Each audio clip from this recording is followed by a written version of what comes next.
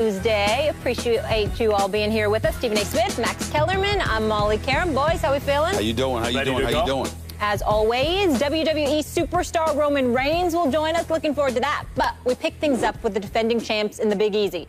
After the Cavs fell 124-122 to an Anthony Davis-less New Orleans Pelicans team, Cleveland's fifth loss in its last 7 games, LeBron James unloaded on what he believes is a ill-equipped roster to repeat. I wasn't trying to force anything. I was taking what the defense gave me, got my guys involved, got some rebounds, but some games is like that. We didn't play well all in the first quarter and allowed them to get that lead. And, when you get behind like that, even the shots that you start to play defensively and contest, they were still hitting a bunch of bombs. So just too comfortable to start the game. We had to switch our whole game plan, which kind of, which is tough, an adjustment period, but we still have to, be better than that. We got to figure it out. It's been a 2017 so far. Interesting take from the king there. Stephen A., what problem is LeBron referring to? Well, first of all, he's referring to the fact that they don't have a backup point guard. That's number one. Kyrie Irving and LeBron James in together are your ball handlers. Yes, they acquired Kyle Korver. He's a shooter. He's not a ball handler. J.R. Smith happens to be a shooter who can handle the ball a little bit, but he's far from a ball handler himself. You have no legitimate backup point guard because you worked out a sign-and-trade deal when Matthew Dellavedova got an offer sheet of 4 years, $38.7 million or something along, $38.5 million from the Milwaukee Bucks. And as a result, you never truly replaced him. If you're LeBron James, you're speaking about a frustration that resonates and expands years. Remember, a couple of years ago, they had an opportunity to keep Matthew Dellavedova for just $4 million per year. They elected not to do so. He ends up getting the money that he got from Milwaukee. They refused to match it. They got a trade exception in excess of $4 million, but you still don't have a backup point guard. That puts immense pressure on LeBron and Kyrie Irving, Max, because what happens is one of them needs to be in the game at all times, which is why both of them played plus 40 minutes last night.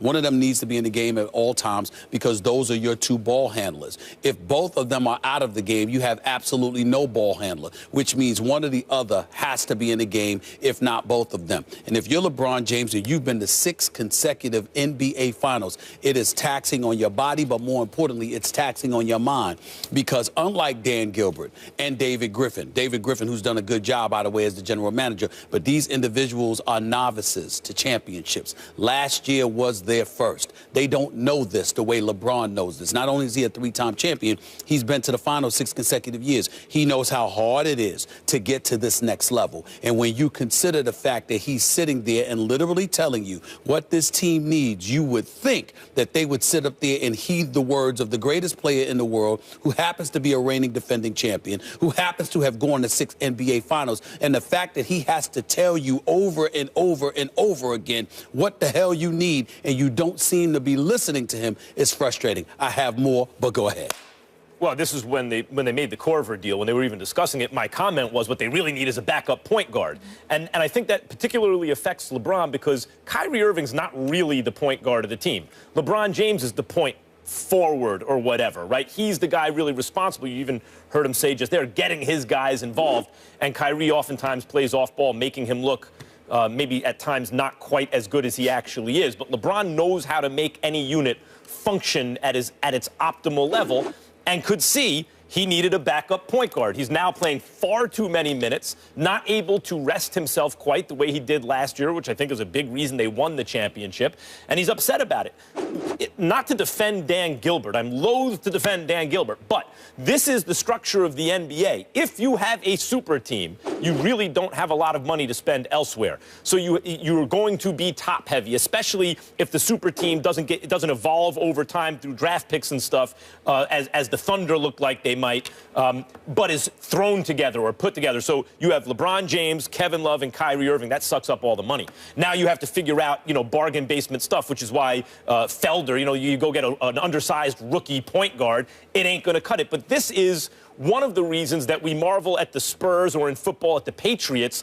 franchises who are able to compete with depth at the top of the sport over many, many, many years, because generally what happens is you wind up top heavy and you start scrounging the bargain bins for backup point guards, which is the situation that the Cavs find themselves in now. You know, if you're David Griffin of the Cavaliers, here's what you're looking at. You're looking at the fact that LeBron James and the Cleveland Cavaliers gave up 70 points in the first half to a New Orleans Pelicans team that didn't even have Anthony Davis, who's going to be the greatest player in the world in a year or so if he's not already. I mean, 28-12, this brother is something special. He did not play last night. Terrence Jones, who is far from ambidextrous, by the way. He is strictly a lefty. He can play. I like him. But, this is not a star. He dropped 36 on the Cleveland Cavaliers last night. Drew Holiday, who I loved from his days in Philly, who clearly the New Orleans Pelicans are a better team when he's on the court, he did some damage as well. Both of them had 22 points apiece in the first half. I mean, that is just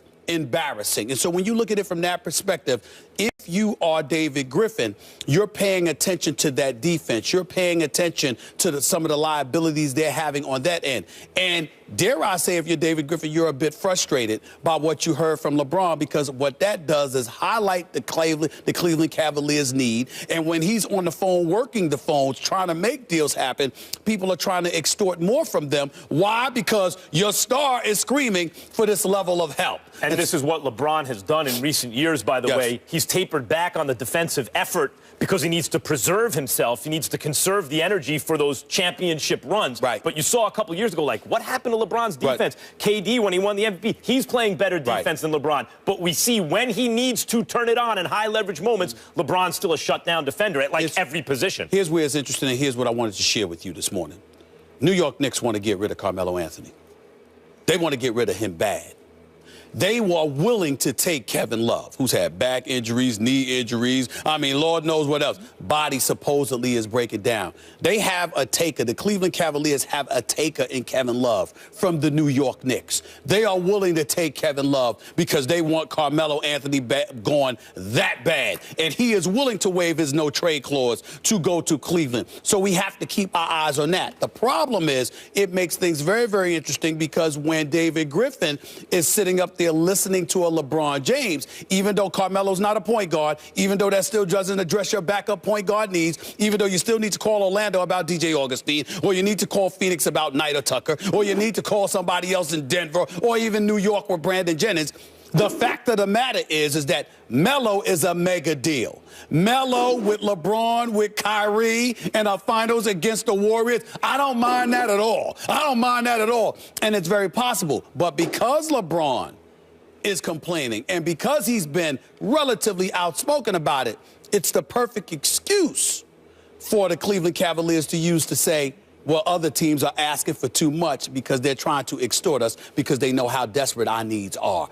That's what you have to be careful about. It's a game of chess. It's a game of chess. That would be the most New York Knicks thing of all time, to have a Clippers team that may need to move Blake Griffin and where it has Chris Paul, and maybe you could convince to take Carmelo Anthony to pair with Chris Paul to eventually act as a lure for LeBron James. It'd be the most New York Knicks thing of all time, instead of going that way, to wind up with a broken down Kevin Love. Very New York Knicks. That's a good point.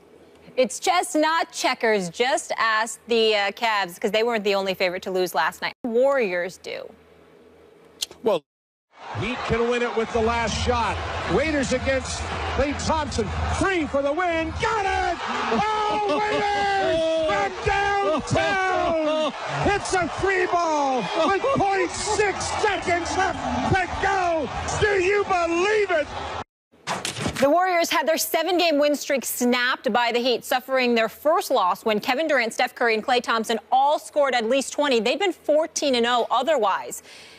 Is it possible, Max, that the Warriors aren't who we thought they were? The Warriors are exactly who we thought they were. I mean, exactly who we thought they were. We knew that they were going to stack the... Look, the question with the Warriors this season is if you stack the talent high enough, if you add Kevin Durant to a 73-win regular season team that gets to Game 7 in the final minutes, final possessions of Game 7 of the finals at home, even if you disrupt the chemistry and take away a key defensive piece like Bogut and Iguodala declines a little bit, all that, if you add Kevin Durant, is that just too much? Does it overcome everything else?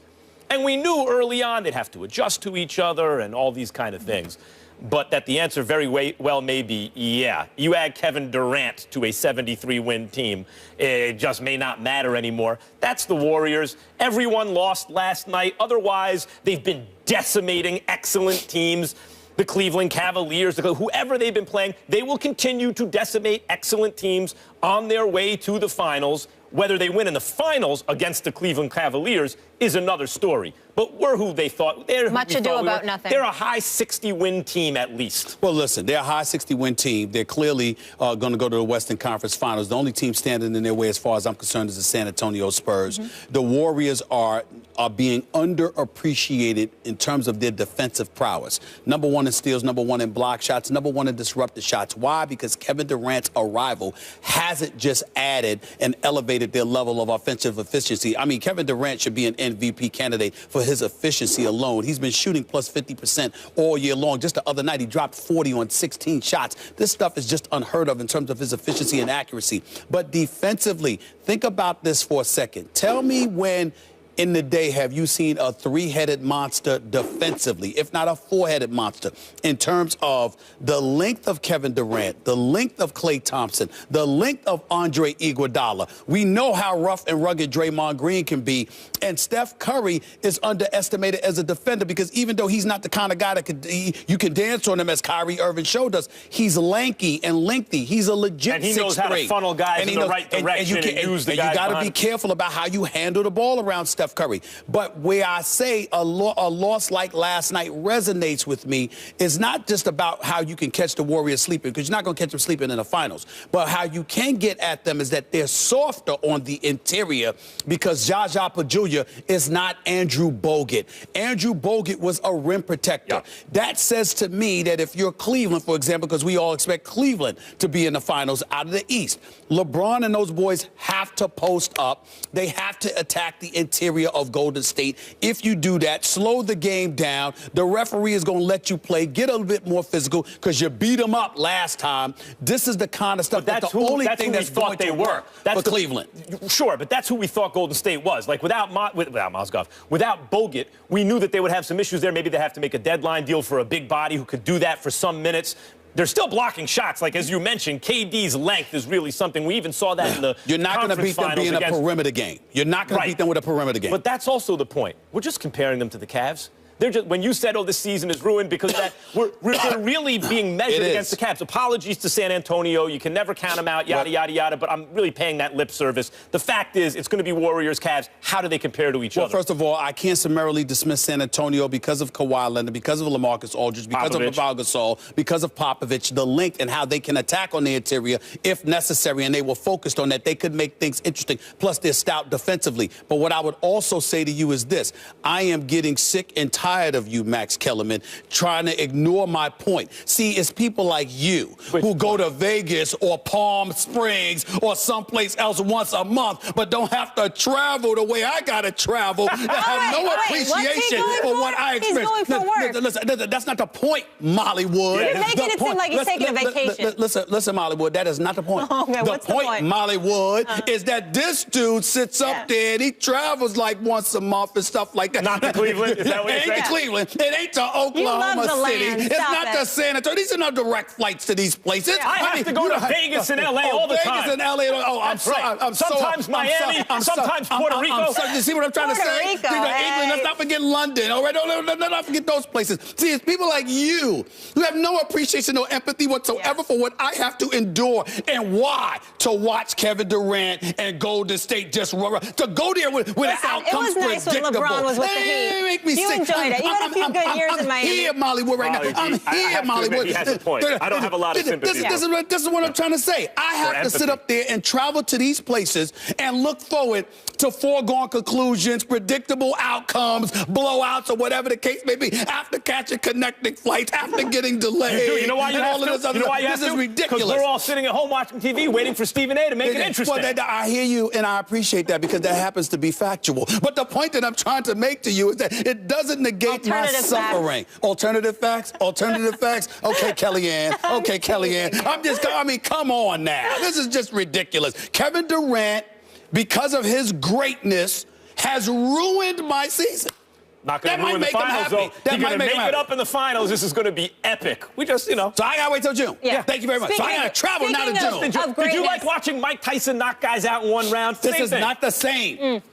Speaking of greatness, Steph Curry will be honored tonight at his alma mater, Davidson College. He They're deserves going to it. name the student section after him, so that'll be a pretty cool moment. He deserves it. Coming up later in the show, his coach, Steve Kerr, is disappointed in the players voting for the All-Star game. You don't want to miss what these two have to say about that subject. Also, Johnny Manziel